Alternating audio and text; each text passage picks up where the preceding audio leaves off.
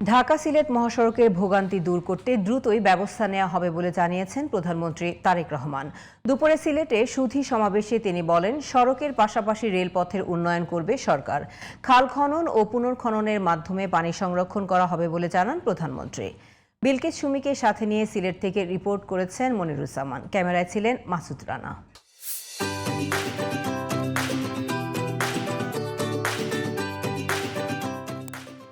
থেকে আসা ঢলে এবং অতিবৃষ্টিতে সিলেটের বিভিন্ন অঞ্চল প্লাবিত হয়ে যায়। জলাবদ্ধতায় চরম ভোগান্তিতে পড়েন স্থানীয়রা। ভোগান্তি লাঘবে প্রায় 7,000 কোটি টাকার প্রকল্প হাতে নিয়েছে সিলেট সিটি কর্পোরেশন। শনিবার সকালে সুরমা নদীর পাড়ে চাঁদনী ঘাটে বন্যা প্রতিরোধী অবকাঠামো নির্মাণ প্রকল্পের উদ্বোধন করেন প্রধানমন্ত্রী তারেক রহমান। পরে সিটি কর্পোরেশন প্রাঙ্গণে সুধী সমাবেশে যোগ দেন প্রধানমন্ত্রী। তিনি বলেন, নদী খাল পুনঃখননের ফলে বন্যার সময় অতিরিক্ত পানি সংরক্ষণ করে প্রয়োজন অনুযায়ী পরে ব্যবহার করা যাবে। খাল খননের মাধ্যমে এই যে পানিগুলো দেখুন, বর্ষার সময় এই যে বৃষ্টির সময় এত পানি আসছে, এত পানি এসে জলাবদ্ধতা তৈরি হচ্ছে, তারপরে আমরা কোনোভাবে পানিটাকে সরিয়ে দিচ্ছি, পানিটা কিন্তু নদী দিয়ে নেমে সমুদ্রে চলে যাচ্ছে, অর্থাৎ এই পানিটাকে আমরা ব্যবহারও করতে পারছি না।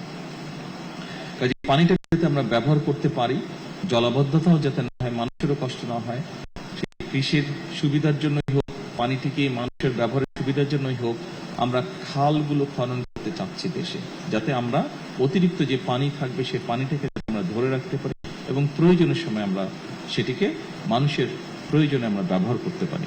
সিলেট সহ সারা দেশে যোগাযোগ ব্যবস্থার উন্নয়নে সড়কের পাশাপাশি রেলপথ বৃদ্ধি করা হবে বলে জানান সরকার প্রধান।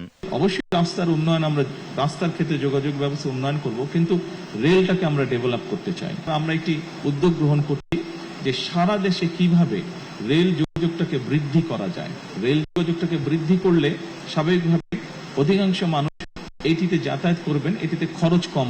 সিলেটে 250 শয্যার হাসপাতালটি চালু করে পর্যায়ক্রমে 1200 করার পরিকল্পনা তুলে ধরেন প্রধানমন্ত্রী। চিকিৎসা সেবা নিশ্চিতের পাশাপাশি নাগরিকদের স্বাস্থ্য সচেতন করতে কর্মী নিয়োগ করার কথা জানান তিনি। আমরা দেশে 1 লক্ষ স্বাস্থ্য কর্মী নিয়োগ করার পরিকল্পনা গ্রহণ করেছি এবং এই 1 লক্ষের মধ্যে 80% থাকবে নারী স্বাস্থ্যকর্মী। এই মানুষগুলোর দায়িত্ব হবে গ্রামে গ্রামে ঘরে ঘরে যাওয়া, শহরেও তারা থাকবে। যারা সংসার দেখাশোনা করেন, দায়িত্ব যাদের, তাদেরকে গিয়ে তারা অ্যাওয়্যার করবে, সচেতন করবে যে কোন খাবারটি খেলে ডায়াবেটিস হবে না, কোন খাবারটি খেলে কার্ডিয়াক হবে না, বা লাইফস্টাইল কি হলে তার হার্টের সমস্যা হবে না, কোন খাবারটি খেলে কিডনির রোগ হবে বা কিডনির রোগ হবে না। এই বিষয়গুলি সম্পর্কে তাদের সচেতন করবে। কর্মসংস্থান তৈরিতে বন্ধ কলকারখানা চালু সহ আইটি পার্ক নির্মাণের পরিকল্পনার কথা জানান প্রধানমন্ত্রী।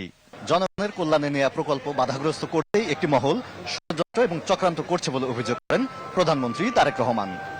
সকল ষড়যন্ত্র মোকাবেলা করে নির্বাচনের আগে দেয়া সকল প্রতিশ্রুতি বাস্তবায়ন করা হবে বলে দৃঢ়ভাবে জানালেন তিনি। এজন্য চাইলেন সবার সহযোগিতা। সমাবেশ শেষে সদর উপজেলার কান্দিগাঁওয়ে বাটিয়া খাল পুনঃখননের উদ্বোধন করেন প্রধানমন্ত্রী। এ সময় তিনি বলেন, সাধারণ মানুষের ভাগ্যের উন্নয়ন করাই এ সরকারের মূল লক্ষ্য। কয়েকটা কর্মসূচি আছে। Moniruzzaman, GTV news, Sylhet.